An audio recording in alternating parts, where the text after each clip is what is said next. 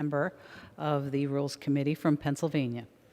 The gentleman is recognized. Thank you, Madam Speaker, and thank you to my good friend and fellow Rules Committee member, Representative Fischbach, for the generosity with the time.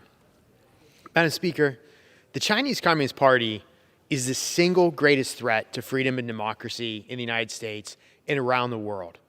For too long, China has stolen American intellectual property, violated international trade laws, exported illicit fentanyl into our communities, and committed heinous human rights abuses. Just in the last 2 years, China has dismantled Hong Kongers' civil liberties, they've increased their military buildup, and they suppress information about the origins of COVID-19.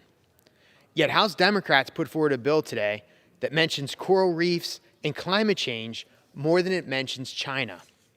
In Biden's own statement of administrative policy for this bill, the word China is nowhere to be found. This is laughable. Clearly, calling this bill tough on China is a joke. In fact, under H.R. 4521, China itself is eligible to receive American taxpayer dollars through a, and I quote, green climate, end quote, slush fund. A slush fund this bill creates that actually gives money to China. It's laughable.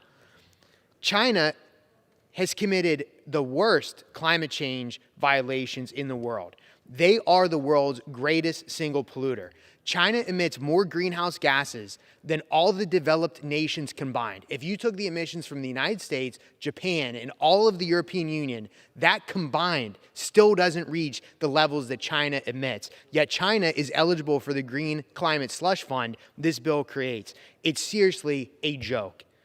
You can't make it up. Last Congress, Republicans on the China Task Force, which I was lucky enough to be a part of, put forward a blueprint to address the generational threat that is posed by the CCP. I hope my colleagues across the aisle, the liberals across the aisle, the leftists across the aisle, I hope they'll work with Republicans. I hope they'll look at what we produced on the China Task Force and actually get serious about holding China accountable. It's time we advance the ideas that we have in the China Task Force, the ideas that actually protect Americans and hold the CCP accountable for their malign behavior. Thank you, Madam Speaker. I yield back. The gentlewoman from Minnesota reserves. The gentlewoman from North Carolina